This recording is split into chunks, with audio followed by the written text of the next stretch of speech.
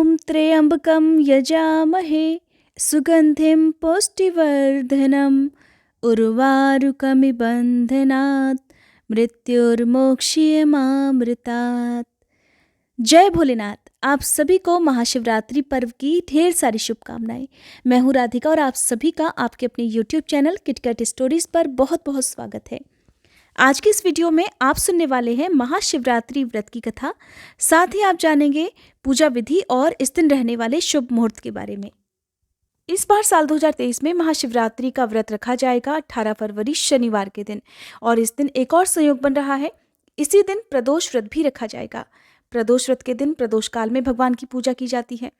चतुर्दशी तिथि प्रारंभ होगी 18 फरवरी शनिवार की रात 8:02 से, जिसकी समाप्ति होगी 19 फरवरी रविवार की शाम 4:18 पर।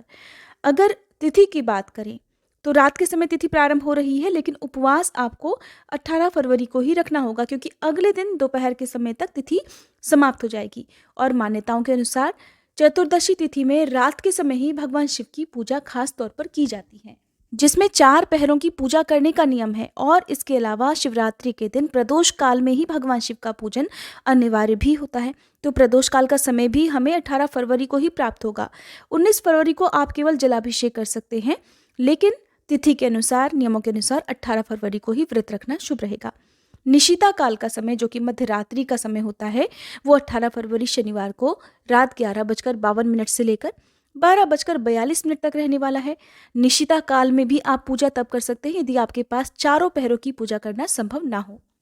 अब जान लीजिए 4 पहर की पूजा का शुभ मुहूर्त। तो पहला पहर प्रारंभ होगा 18 फरवरी शाम 6:40 से रात 9:46 तक। दूसरा पहर रात 9:47 से देर रात 12:52 तक रहेगा। तीसरा पहर, क्योंकि 12 बजे के बाद से नई तिथि लग जाएगी, तो 19 फरवरी रात 12:53 से लेकर सुबह 3:59 तक रहने वाला है। चौथा और अंतिम पहर रहेगा 19 फरवरी की सुबह 4 बजे से लेकर 6:56 तक। इन चारों पहरों में भगवान शिव की पूजा अलग अलग तरीके से की जाती है। जैसे कि यदि आप शिवलिंग का अभिषेक करना चाहते हैं तो 4 पहरों में आप जैसे पहले पहर में दूध से अभिषेक कर सकते हैं, दूसरे में दही से, तीसरे में शहद से, चौथे में घी से आप अभिषेक कर सकते हैं। इनके अलावा आप चारों पहरों में किसी भी खास मंत्र का जाप कर सकते हैं। 4 अलग अलग मंत्रों का जाप कर सकते हैं। जो भी मनोकामना है आपकी, वो इस समय की गई पूजा से शीघ्र पूर्ण हो सकती है। भोलेनाथ के भक्त जो रात्रि जागरण करते हैं, वो इन खास 4 पहरों में पूजा करना बिल्कुल भी नहीं भूलते हैं। इस दिन भगवान को प्रिय वस्तुएं जैसे भांग, धतूरा, बेलपत्र, गंगाजल, बेर और मौसमी फलों का भोग लगाया जाता है। इस दिन उपवास रखने वाले भक्त सुबह से उपवास रखते हैं और अगले दिन व्रत का पारणा करते हैं। अगर आपके लिए 4 पहर की पूजा करना संभव ना हो, निशिता काल में पूजा करना संभव ना हो, तो आप शिवरात्रि के दिन यानी 18 फरवरी की शाम को प्रदोष काल के समय भगवान शिव सहित पूरे शिव परिवार की पूजा जरूर करें। 18 फरवरी को शाम 5:35 से लेकर 7:05 तक का समय प्रदोष काल का रहने वाला है। इस शुभ मुहूर्त में आप भगवान शिव की पूजा कर सकते हैं। व्रत का पारणा आप 19 फरवरी रविवार की सुबह 6:57 के बाद से 2 बजे के बीच में कभी भी कर सकते हैं। अब पहले सुनिए व्रत की कथा, उसके बाद सबसे अंत में आप जानेंगे पूजा विधि और इस दिन किए जाने वाले कुछ खास उपायों के बारे में। पौराणिक कथा के अनुसार एक बार चित्रभानु नामक एक शिकारी था। पशुओं की हत्या करके वह अपने परिवार को पालता था। एक बार वह एक साहूकार का ऋणी बन गया, लेकिन ऋण समय पर ना चुका सकने पर क्रोधित साहूकार ने उसको शिव मठ में बंदी बना लिया। जिस दिन बंदी बनाया, संयोग से उस दिन शिवरात्रि थी। बंदी रहते हुए वह शिकारी मठ में शिव संबंधी धार्मिक बातें सुनता रहा। वहीं पर उसने शिवरात्रि व्रत की कथा भी सुनी। संध्या होने पर साहूकार ने उसे बुलाया और ऋण चुकाने के लिए पूछा। तब शिकारी ने अगले दिन सारा ऋण चुका देने का वचन दिया। साहूकार ने उसकी बात मान ली और उसे छोड़ दिया। शिकारी जंगल में शिकार करने के लिए निकला, लेकिन दिन भर बंदी गृह में रहने के कारण वह भूख और प्यास से अति व्याकुल था। सूर्यास्त होने पर वह एक जलाशय के पास गया और वहीं घाट के किनारे एक पेड़ पर थोड़ा सा जल पीने के लिए लेकर चढ़ गया, क्योंकि उसे पूरा विश्वास था, उम्मीद थी कि कोई ना कोई जानवर अपनी प्यास बुझाने के लिए यहाँ जरूर आएगा। जिस पेड़ पर वह चढ़ा वह बेलपत्र का पेड़ था। और उसी पेड़ के नीचे शिवलिंग भी था, जो कि उस समय सूखे बेलपत्रों से ढके होने के कारण दिखाई नहीं दे रहा था।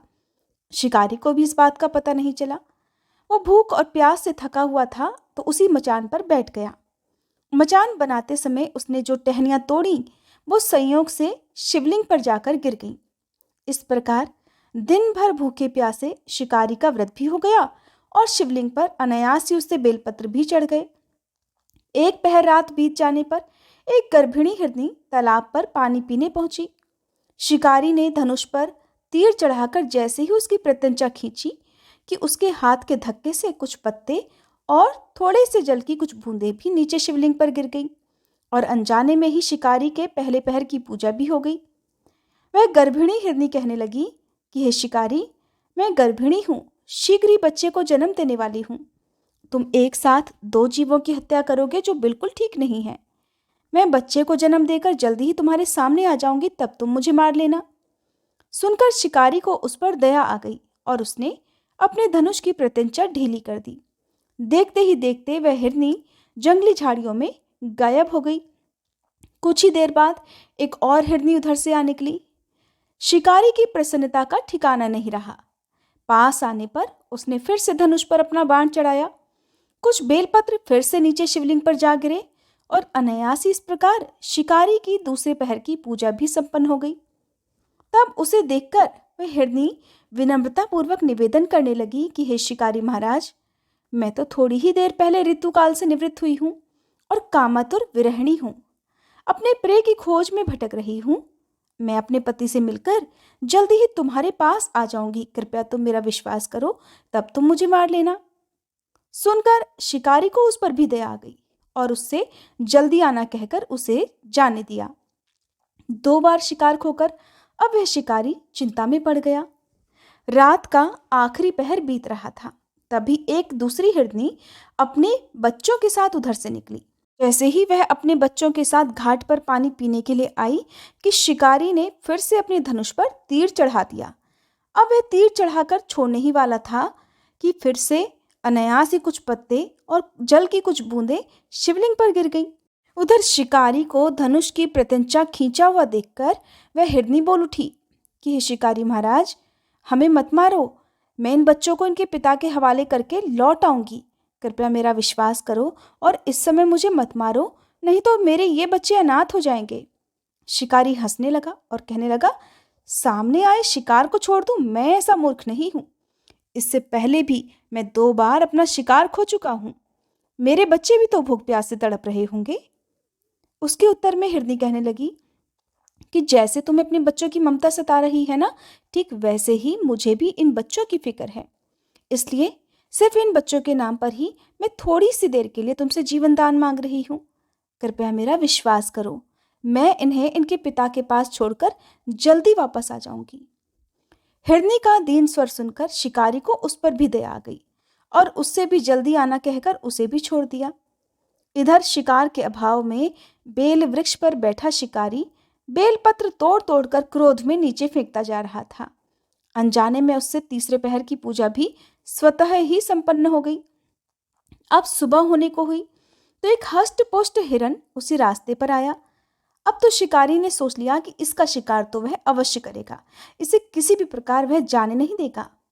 इधर शिकारी की तनी प्रत्यंचा देखकर वह हिरन समझ गया कि ये शिकारी मुझे जरूर मार डालेगा।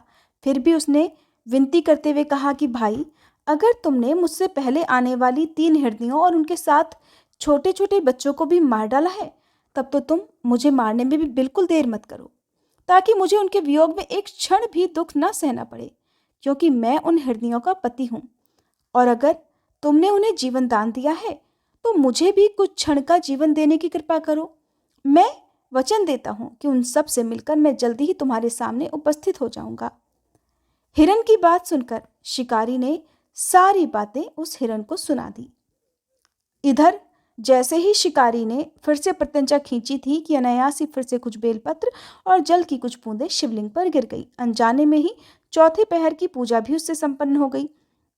सारी बात जानकर हिरन कहने लगा, हे शिकारी महाराज, कृपया मेरा विश्वास करो। मेरी तीनों पत्नियां जिस तरह से तुम्हें विश्वास दिलाकर गई हैं, वे मेरी मृत्यु के बाद अपने धर्म का पालन बिल्कुल भी नहीं कर पाएंगी। इसलिए जैसे तुमने उन्हें विश्वास पात्र मानकर छोड़ा है, वैसे ही मुझे भी जाने दो। मैं उन सब के साथ तुम्हारे सामने जल्दी ही उपस्थित हो जाऊंगा। दिन भर उपवास, रात्रि जागरण और शिवलिंग पर बेलपत्र चढ़ने से उस क्रूर शिकारी का हिंसक हृदय निर्मल हो गया था। उसमें भगवत भक्ति का वास हो गया था। उसका कठोर हृदय अब कोमल भावों से भर गया था। उसके हाथ से धनुष और बाण छूट गया और उसने उस हिरण को भी जाने दिया। किंतु वह क्या देखता है कि थोड़ी ही देर बाद वह हिरण अपने पूरे परिवार सहित उस शिकारी के सामने उपस्थित था। इसलिए उपस्थित था ताकि वह उनका शिकार कर सके। किंतु जंगली पशुओं की ऐसी सत्यता, सात्विकता और आपसी सामूहिक भावना देखकर उस शिकारी को खुद से बड़ी ग्लानि हुई। उसकी आंखों से आंसू की झड़ी लग गई। उस हिरण परिवार को न मारकर शिकारी ने अपने कठोर हृदय को जीव हिंसा से हटा लिया था, सदा के लिए कोमल और दयालु बना लिया था। उधर देवलोक से समस्त देवतागण भी इस घटना को देख रहे थे। उसके ऐसा करने पर भगवान शंकर ने प्रसन्न होकर तत्काल ही उसे अपने दिव्य स्वरूप का दर्शन करवाया और उसे सुख और समृद्धि का आशीर्वाद देकर गुह नाम प्रदान किया। ये वही गुह था जिसके साथ भगवान श्री राम ने मित्रता की थी। इस प्रकार भक्तजनों, महाशिवरात्रि पूजन की पौराणिक व्रत कथा समाप्त हुई। शिवरात्रि का उपवास रखने वाले सभी भक्तों को सुबह जल्दी उठकर स्नान आदि से निवृत्त होकर भगवान शंकर के आगे बैठकर व्रत रखने का संकल्प भी जरूर लेना चाहिए। संकल्प लेने के साथ ही यदि हो सके तो आसपास शिव मंदिर में जाकर शिवलिंग पर 1 लोटा गंगा जल या सादा जल जरूर अर्पित करें। इसके अलावा आप दूध, दही, घी, पंचामृत, शहद आदि से भी शिवलिंग का अभिषेक कर सकते हैं। यदि आप सुबह की पूजा घर पर ही कर रहे हैं तब भी आपको पूरे शिव परिवार की पूजा जरूर करनी चाहिए। धूप दीप जलाना चाहिए। भगवान शंकर को गंगा जल इस दिन जरूर अर्पित करना चाहिए। गंगा जल से स्नान कराकर फिर चंदन का तिलक लगाकर भगवान शिव को सफ़ेद और माँ पार्वती जी को गुलाबी या लाल रंग के पुष्प अर्पित करने चाहिए। आप जो भी पूजन सामग्री भगवान को अर्पित करते हैं, चाहे वो तिलक ही क्यों न लगाएं, मन ही मन ओम नमः शिवाय मंत्र का जाप जरूर करते रहें। इस प्रकार से फिर सबसे पहले तो भगवान गणेश की ही पूजा की जाती है। फिर पूरे शिव परिवार की पूजा, जैसे कि भगवान कार्तिकेय जी और नंदी बाबा की पूजा भी आप जरूर करें। भगवान के गले में जो सर्प होते हैं, मस्तक पर चंद्रमा और गंगा जी विराजमान हैं, उन सभी को आपको तिलक करना चाहिए। इस दिन भगवान शंकर को जो पूजन सामग्री अर्पित की जाती है उसमें गंगा जल, भांग, धतूरा, बेर, मौसमी फल और इसके अलावा पंचामृत, दूध, दही, घी आप अर्पित कर सकते हैं। कहते हैं भगवान शिव को ये चीज़ें बहुत प्रिय हैं। यदि सच्चे मन से कोई भी श्रद्धालु उन्हें भगवान शिव को अर्पित करता है तो उसकी मनोकामना अवश्य पूर्ण होती है। वैसे तो भगवान भाव के भूखे होते हैं। यदि किसी की सामर्थ्य इन सभी वस्तुओं को अर्पित करने की ना हो तो वो सच्चे मन से केवल 1 लोटा जल भी यदि भगवान को अर्पित कर देता है तो भगवान उसी को बड़ी खुशी खुशी स्वीकार करके उनकी मनोकामना पूर्ण करते हैं। पूजा करते हुए फिर मंत्रों का जाप किया जाता है। मंत्रों के जाप में आप शिवाष्टक का पाठ कर सकते हैं, शिवरुद्राष्टकम का पाठ कर सकते हैं, महामृत्युंजय मंत्र का जाप जितनी देर तक हो सके उतनी देर तक कर सकते हैं। व्रत कथा जरूर पढ़नी और सुननी चाहिए। व्रत कथा के बाद सबसे अंत में धूप दीप जलाएं, शिव चालीसा का पाठ करें और आरती करें। आरती करने के बाद जो भोग आप लगाते हैं उस भोग में आप बेर का, मौसमी फलों का, दूध या दूध से बनी हुई मिठाइयों का, बर्फी का, पंजीरी का भोग आप भगवान को अर्पित कर सकते हैं। जो भी मौसमी फल इन दिनों आते हैं उन्हें भगवान को भोग में जरूर अर्पित करें। आसपास यदि शिव मंदिर है तो वहाँ शिवलिंग पर आप जो भी भोग भगवान को अर्पित करते हैं उसमें से थोड़ा सा प्रसाद आप घर लेकर आएं और परिवार के सभी सदस्यों में भी जरूर बांटें। तो सुबह की पूजा करने के बाद आप अपना उपवास प्रारंभ करें। इस व्रत में कुछ बातें ध्यान रखने वाली हैं, जैसे कि शिवलिंग की पूजा यदि आप कर रहे हैं तो शिवलिंग यदि आप मंदिर में जाकर पूजा करते हैं तो आधी ही परिक्रमा की जाती है। शिवलिंग पर हल्दी या फिर केतकी के पुष्प अर्पित नहीं किए जाते हैं। आधी परिक्रमा करने के साथ ही आपको एक बात का ध्यान और रखना है कि शिवलिंग पर जो भी जल आप अर्पित करते हैं वो जल सबसे पहले आपको भगवान गणेश को अर्पित करना चाहिए, फिर माता पार्वती को और अशोक सुंदरी को। अशोक सुंदरी का जो स्थान शिवलिंग के पास में होता है, जिस जगह से गंगा जल हम अर्पित करके नीचे की तरफ को वो जल जाता है, वो अशोक सुंदरी का स्थान कहलाता है, तो वहाँ पर भी अर्पित करने के बाद फिर अंत में शिवलिंग पर जल अर्पित करना चाहिए। चाहे वो जल हो, दूध हो या जो भी पंचामृत है, उसकी धार टूटनी नहीं चाहिए। लगातार वो धार तब तक गिराते रहना है जब तक कि पूरा जल या जो भी द्रव्य सामग्री है वो पूरी तरह से समाप्त ना हो जाए। तांबे के पात्र में भरकर कभी भी दूध, दही या पंचामृत भगवान को अर्पित नहीं करना चाहिए। तांबे के बर्तन में रखी हुई ये वस्तुएं सभी विष के समान हो जाती हैं। इस दिन सुबह और शाम यदि हो सके तो दोनों ही समय शिव मंदिर में जाकर दीपदान करना चाहिए और शिवलिंग की पूजा तो इस दिन जरूर करनी चाहिए। दिन भर उपवास रखना चाहिए। उपवास आपको किस प्रकार से रखना है ये आपकी सामर्थ्य के ऊपर निर्भर करता है। आप चाहे तो निर्जल निराहार रहकर उपवास को रख सकते हैं। यदि सामर्थ्य नहीं है तो आप फलाहार ग्रहण करके और भरपूर मात्रा में जल का सेवन करके भी इस व्रत को रख सकते हैं। इस व्रत में दिन में अन्न ग्रहण नहीं किया जाता है, शाम को भी अन्न ग्रहण नहीं किया जाता है और अगले दिन सुबह विधि विधान से पूजा करके भगवान शिव को जल अर्पित करने के बाद ही जो भी अन्न आदि है, शुद्ध सात्विक भोजन, वो ग्रहण किया जाता है।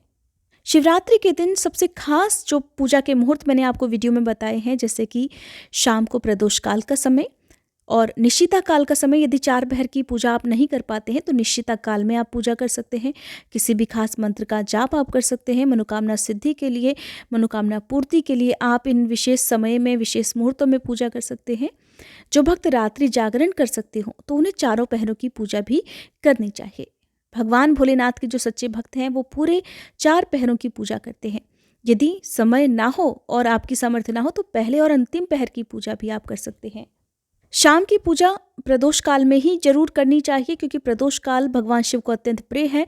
इस समय में भगवान शिव देवी पार्वती के साथ बहुत ही प्रसन्न मुद्रा में होते हैं। इस समय की गई पूजा को, इस समय अर्पित किए गए भोग को भगवान शिव बहुत जल्दी स्वीकार करते हैं। प्रदोष काल की पूजा के बाद आप यदि चाहें तो फलाहार कर सकते हैं। रात में भगवान का ध्यान करें, भजन कीर्तन करें। इस दिन आप मंदिर में घंटी जरूर बजाएं। यदि डमरू हो तो भगवान शिव के सामने डमरू बजाएं, नृत्य आदि करें और अगले दिन शुभ मुहूर्त में आपको व्रत का पारणा भी करना चाहिए। इस दिन अपनी सामर्थ्य के अनुसार आप दान दे सकते हैं। दान दी जाने वाली वस्तुओं में गाय के दूध का, दही का, घी का या जैसी भी आपकी सामर्थ्य हो उन वस्तुओं का दान करना चाहिए।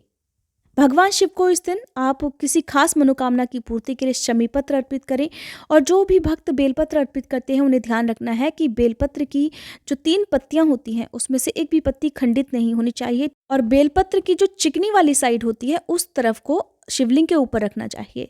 भगवान शिव की पूजा में एक और बात का ध्यान रखा जाता है कि पूजा में कभी भी टूटे हुए चावल, जैसे कि हम तिलक लगाते हैं तो अक्षत के रूप में टूटे हुए अक्षत भी प्रयोग नहीं किए जाते हैं। चावल साबुत हो, लंबे हो, टूटे हुए ना हो। और इस दिन यदि आप खीर का भोग लगाते हैं तो वो खीर भी गाय के दूध से और अखंडित चावलों से ही बनी हुई होनी चाहिए। अगर आपके घर में शमी का पौधा नहीं है तो आप भगवान शिव की कृपा पाने के लिए आज के दिन अपने घर पर शमी का पौधा लगाकर विधि विधान से पूजा कर सकते हैं और दीप जला सकते हैं। आज के दिन से ही आप मासिक शिवरात्रि व्रत का संकल्प भी ले सकते हैं। आज ही प्रदोष व्रत भी है। यदि आपने जीवन में पहली बार प्रदोष व्रत रखने हैं तो आज से आप संकल्प लेकर फिर हर महीने के दोनों पक्षों के प्रदोष व्रत भी प्रारंभ कर सकते हैं। क्या बातें आपको ध्यान में रखनी है? शिवरात्रि का जो उपवास है वो सुबह से प्रारंभ होता है, इसलिए सुबह की पूजा आप स्नान करके ही करें और यदि हो सके तो शाम की पूजा भी आप स्नान करने के बाद करें। और इस व्रत में उन्हीं सब बातों का ध्यान रखना होता है जैसे कि आप बाकी व्रतों में रखते हैं, यानी कि घर में शुद्ध सात्विक भोजन ही बनना चाहिए, नाखून बाल इत्यादि नहीं काटने चाहिए और किसी प्रकार का कोई कलह क्लेश घर में नहीं होना चाहिए। यदि घर पर कोई याचक आता है तो उसे खाली हाथ ना लौटने दें। जो कुछ भी आपकी सामर्थ्य उसके अनुसार कुछ ना कुछ दान में जरूर दें। ये थी आज की वीडियो। अगर आपको जानकारी पसंद आई हो तो प्लीज़ वीडियो को लाइक करके हमारे चैनल को अगर सब्सक्राइब करना भूल गए हैं तो ज़रूर कर लीजिएगा।